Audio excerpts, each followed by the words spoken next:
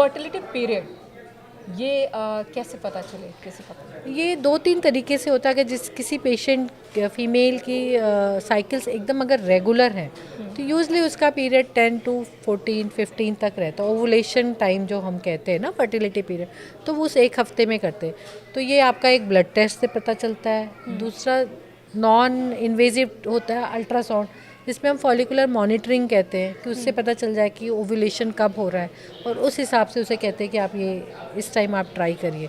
इस टाइप से अगर पेशेंट अगर 6 महीना ट्राई किया और कोई रीज़न नहीं, ट्यूब खुली हुई है, मेल फैक्टर ठीक है, अगर फिर भी 6 महीना 1 साल में नहीं हुआ, एज कमी है, तो फिर आगे देखा जाता है। और अगर एज ज़्यादा है तो फिर बहुत टाइम डिले नहीं करना होता है, क्योंकि फिर आपका वो आज के टाइम में मे बी इन्वायरमेंटल पॉल्यूशन, मुझे नहीं पता, हाँ, स्ट्रेस, आपका जो वर्क लाइफ है, फीमेल भी है आजकल, आपको नहीं पता होगा कि लोग फीमेल जैसे आजकल सब चाहते हैं कि मैं इसमें जाऊं, उनका वर्किंग ट्रैवलिंग बहुत रहता है, तो बहुत सारी यंग गर्ल्स अपने एग फ्रीज कराने भी बहुत आ रहे हैं। जिम्मेदारी नहीं हाँ, लेना चाहते हैं वो, तो वो आगे कहते हैं कि आप postpone कर हमारा देते एग हैं। फ्रीज कर दीजिए, जब मैरिज होगी, जब ये होगा कि हम सेटल्ड हो गए हैं अपना प्रोफेशनली, तब हम फैमिली प्लान करेंगे, तो हमारे पास उस टाइम एग कम ना रहे, तो वो करके एग फ्रीज भी कराई जाती है आजकल। और ये भी कितना बहुत ट्रेंड सक्सेसफुल होता है फिर? ठीक है, अच्छा है सक्सेस रेट, ऐसा नहीं है, तो उतना तो नहीं है। अब हमारे सोशल स्टेटस में मतलब, या हमारा जो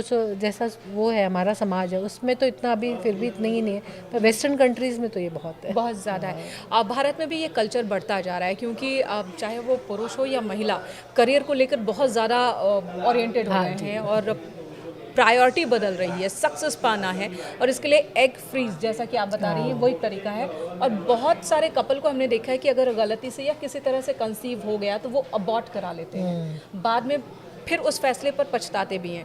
ऐसे कपल्स को क्या कहेंगे?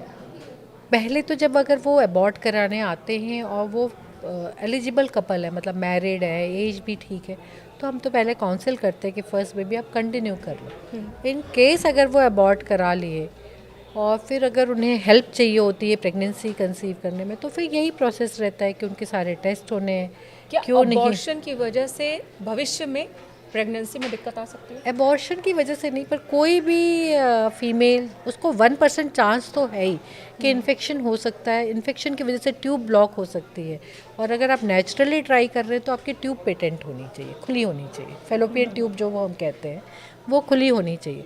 तो कई बार एबॉर्शन या रिकरेंट इन्फेक्शन, इनकी वजह से ट्यूब में इन्फेक्शन होने का और ब्लॉकेज होने की संभावना बढ़ती है।